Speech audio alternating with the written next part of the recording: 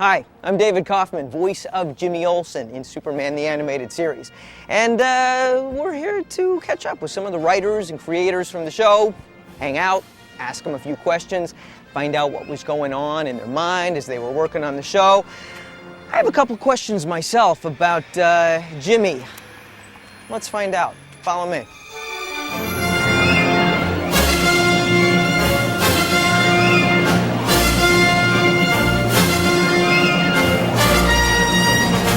Hey guys! Hey David. How's it going? Hey, nice to see you. Good to see you. Yeah. How's it going, David?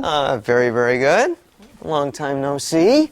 Yeah, Couple too years long. since Been a we while. did the show. Yeah. I was told you hang out here. Every Wednesday. Yeah? This is our place. Really? New comic day, we're here. Seriously, very cool. Say hi to everybody. Introduce yourself. Glenn Murakami. Bruce Timm. Paul Dini. Alan Burnett.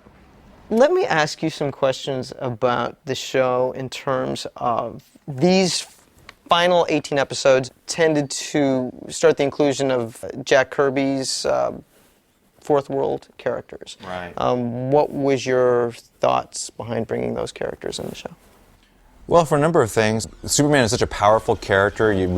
We have always had a problem finding powerful villains to throw up against him. So Jack Kirby's Darkseid character is like one of the major heavy hitters of the DC universe, and we're all like big Jack Kirby fans anyways, and looked for any opportunity to, use his stuff in animation. Also, when the Fourth World was first introduced into the comics, one of the first books that it was introduced in was Jimmy Olsen comics.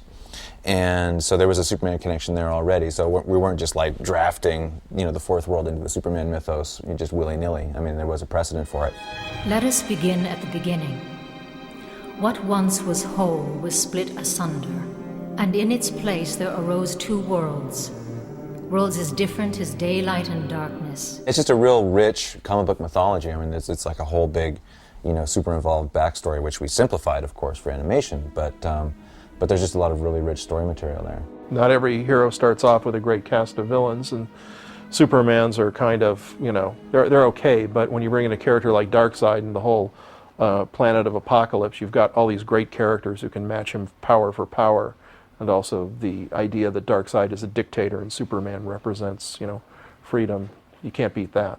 Did you find more limitation in terms of it being animation as opposed to a comic book, or did you find that gave you a whole new world that you could go into? Well, like I said, the thing about the Fourth World stuff is that it's really pretty involved. I mean, originally in the comics it was like 4 different separate interlocking comics, and even then it was still just this big sprawling epic, and so we kind of had to really condense it down to its bare essentials to be able to shoehorn it into the Superman story. It wasn't limiting so much as just that it was tricky just trying to figure out how to condense it down and have it still make sense and still kind of retain what it was in the comics that made it good. Mm-hmm. So it was tricky. Especially dealing with one episode per se at a time. Yeah, right. That's short of a time period to work with. Yeah, they were big epic stories, so usually we would save the Apocalypse stuff until we had a 2-parter. Mm-hmm. Oh, that's right. That's right. We used Apocalypse about how many episodes? Well, we had 2 episodes where we kind of hinted at it first. Right. We had the one with Tools of the Trade, where we just kind of, introduced a little bit of it. And then Father's Day was when Calabat came in and basically just fought Superman for 20 minutes. And then we did Apocalypse Now, Little Girl Lost, and Legacy. And all of those were 2-parters. So about 8. Yeah. You're a magnificent opponent, Superman. But even you must realize it's hopeless. Did you guys feel that there was like a difference in the show, like with the direction of the show when those characters were involved? Clearly. I think the show started getting a little bit darker. Glenn gives me a hard time about that. It's the stuff that we were the most into, that we felt the most connection to. I think we also felt the Kirby stuff, we can put our stamp on the show, that things that no one else had ever seen in like a Superman cartoon before. Mm-hmm. So I think that's what we really liked about it. Right. But the stories did get a little bit more, not necessarily darker, but deeper. I mean, especially after Apocalypse Now, what Superman goes through in Apocalypse Now is kind of such a horrendous thing. And from that point on, at the end of that story, Darkseid is like way up at the top of Superman's hate list. So from that point on, every time Superman ran across Darkseid or his minions, Superman like instantly gets grouchy. I mean, it's always like it's a bad day for Superman when Darkseid and gang show up. So it's interesting to us because Superman is one of those characters. It's like you don't necessarily want to play him dark or gritty and angry and all the time, but he is kind of so inherently good that you need to kind of break that mold a little bit every now and then so that he's not just namby-pamby. You have to kind of, you got to kind of test him a little bit. So Darkseid was really good for that. The last episode of Superman was actually the second part of a two-part Darkseid story. It's actually a pivotal moment for our Superman and Lois. I mean, they kissed for the first time in that show. And so that's kind of a turning point for them. Too bad it was the last episode, But the intention was to make Superman distrusted now. Right. In those last two episodes, because Darkseid took him over and he was doing things that he wouldn't have done had he not been under Darkseid's control. So. But yeah, that whole last season of Superman was going to be a little bit more about the world learning to trust Superman again and Superman trying to regain their trust. And There were other DC characters that came in these last few episodes too. How did that come about? I don't know, I think it was those guys. Well, Superman seems to lend himself more for guest stars than Batman did. We did relatively few guest stars on Batman. Superman is so much more powerful than Batman. You kind of want to throw other heroes in there with him and raise the stakes a little bit. Aquaman is kind of a natural. Green Lantern, they all fit. They dovetail into Superman's world, which is a much more superpowered world, whereas Batman is much more of a gritty film noir type of world. The villains there are more, out of diseased minds than they are out of superpowers than anything. So the guest stars just seem a little bit more natural in Superman's world. I don't believe it. A super girl? Believe it. What about the introduction of Supergirl? Supergirl is something that we wanted to do from very early on. I know Glenn and I were really keen on doing Supergirl, and she's a big part of the mythos anyways, from the comics and stuff, so we figured we'd have to get around to her eventually someday, and kind of always liked the character, and we kind of wanted to put our own spin on her. And It's just a contrast, and then having Superman having to deal with like a So it was definitely a cute, bratty kind of girl. Yeah. It was definitely something you guys wanted to do, as opposed to like. Oh yeah, the network didn't come to us and say, yeah, you have to put in a girl for girl viewers or whatever. No, it was something we wanted to do. So. There was just only one restriction, I think, was that she couldn't come from Krypton. They were going through a phase where they're saying the last son of Krypton, last Kryptonian. So he's the last one. Yeah, we created a sister planet called Argo, which some way referenced Argo City, which is where she was from on Krypton originally. So it was like a sister planet where I guess the Kryptonians had colonized, hundreds or thousands of years before. Right.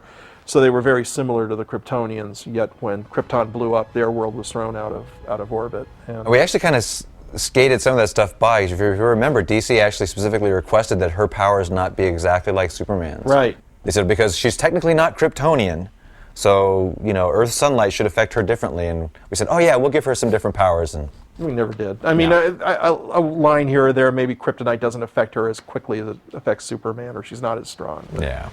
That was sort of lost to time. How about the any specific episodes that you can?